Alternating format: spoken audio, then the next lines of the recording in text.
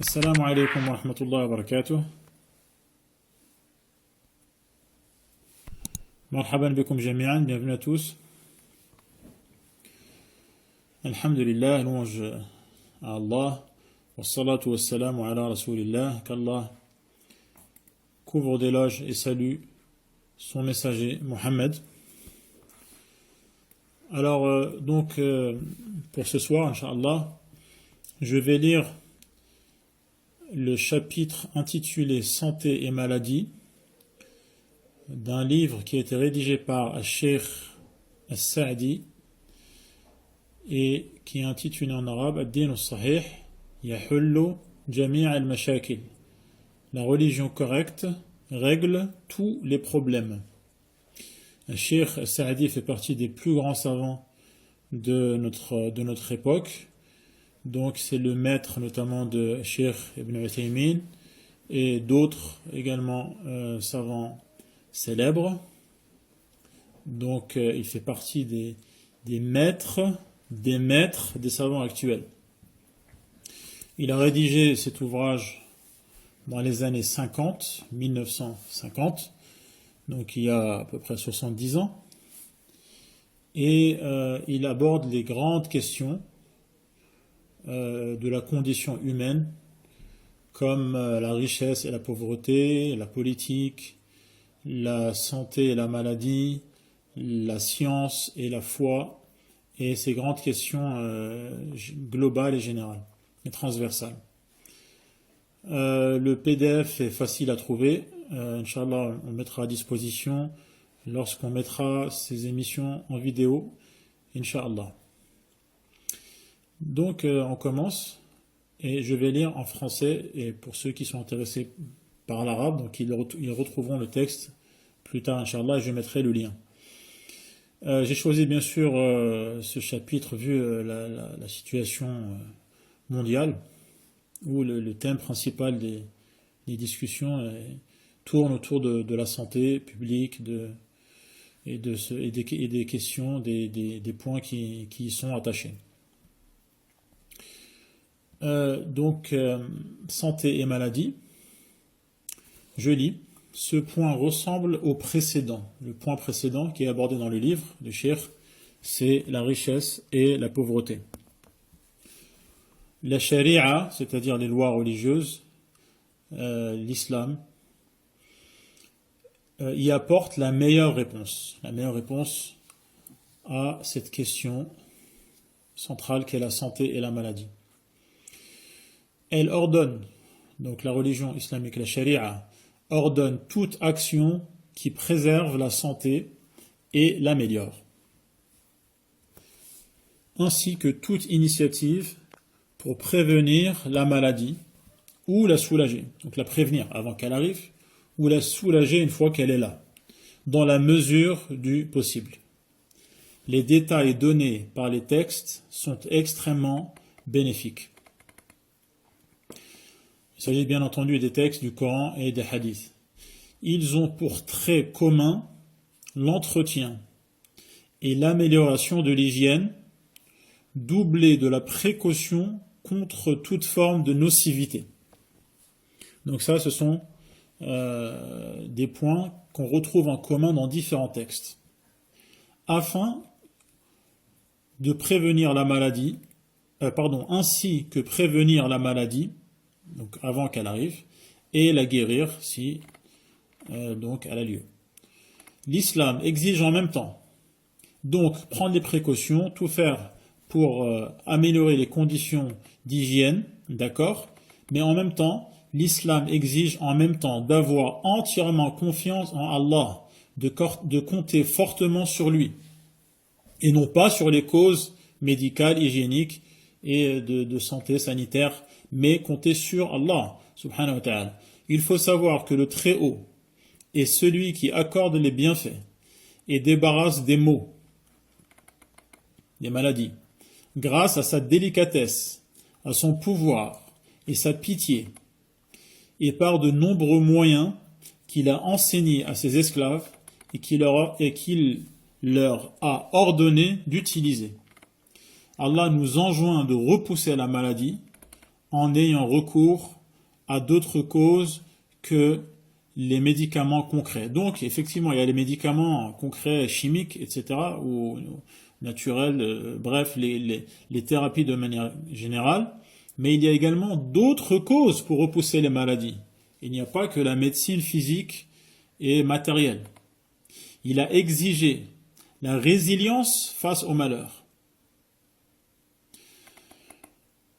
La résilience, donc as-sabr, motivé par la foi en Allah et l'espoir d'être récompensé. Donc pourquoi être résigné et résilient face à la maladie et au malheur? Pourquoi? Qu'est-ce qui motive cela?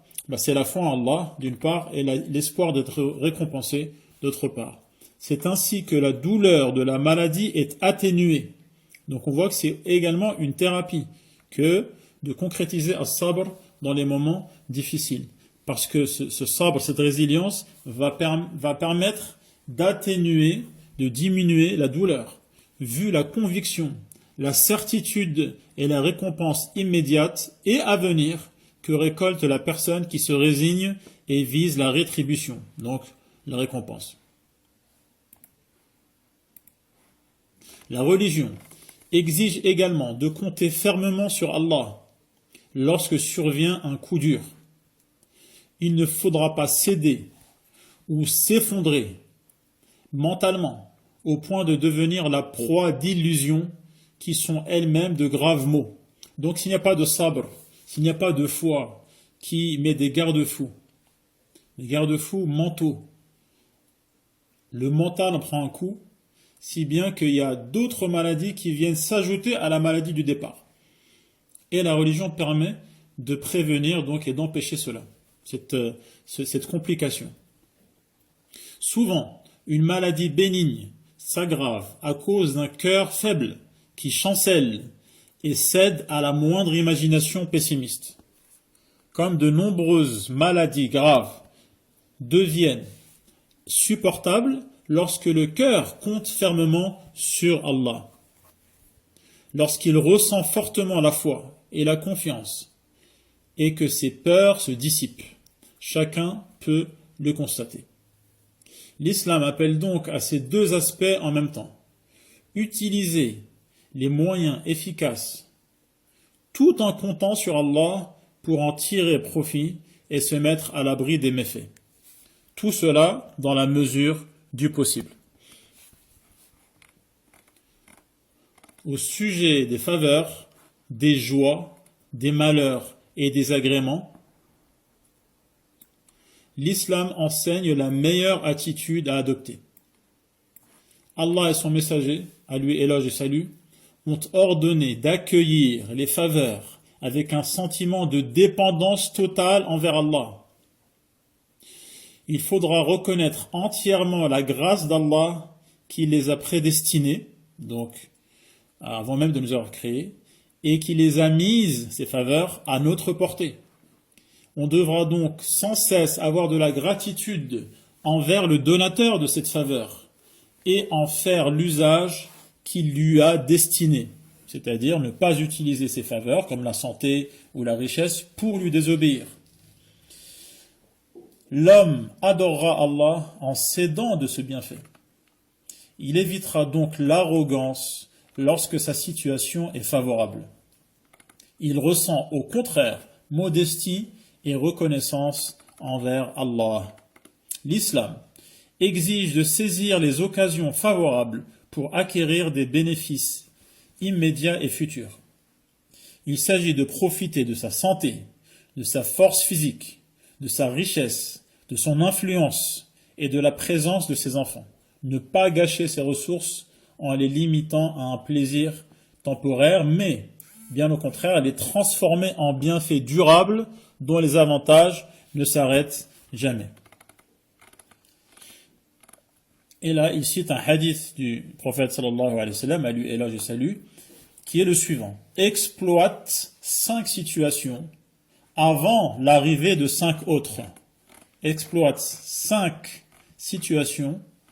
Donc le cheikh a expliqué, les exploiter, c'est faire en sorte que ça devienne des faveurs qui durent, qui sont durables dans les bienfaits continus, donc parce qu'on les a utilisés dans l'obéissance d'Allah.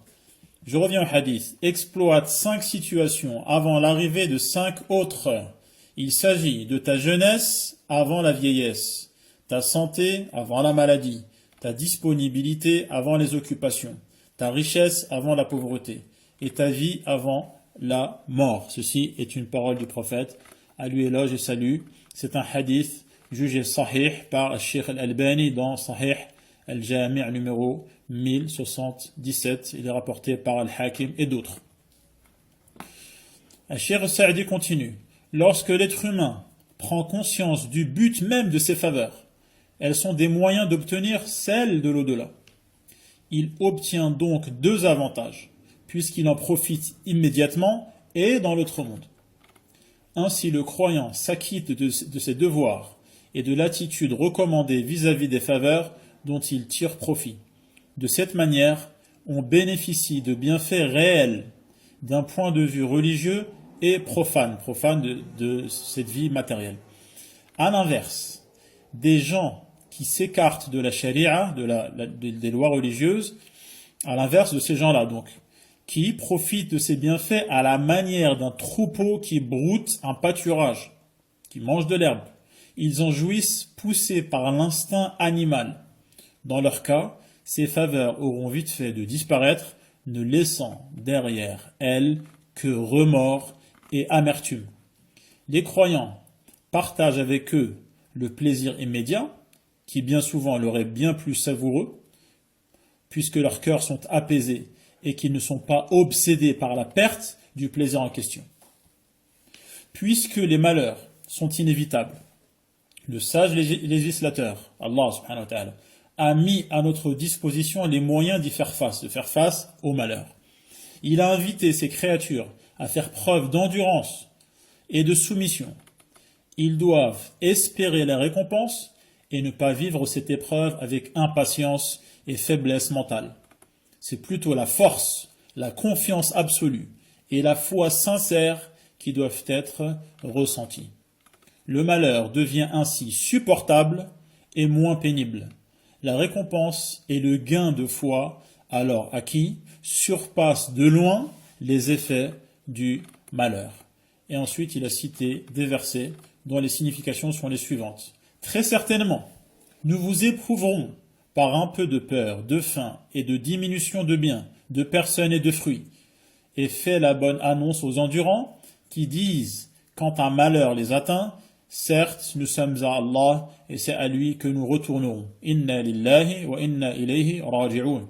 Ceux-là reçoivent des bénédictions de leur Seigneur ainsi que la miséricorde, et ceux-là sont les bien guidés. Surat al-Baqarah, versets 155, 157 à 157. Également, les endurants auront leur pleine récompense sans compter. Surat al-Zumar, verset 10. Si vous souffrez, l'ennemi aussi souffre comme vous souffrez, tandis que vous espérez d'Allah ce qu'il n'espère pas. Surat An-Nisa, verset 104. Cheikh Sa'di continue.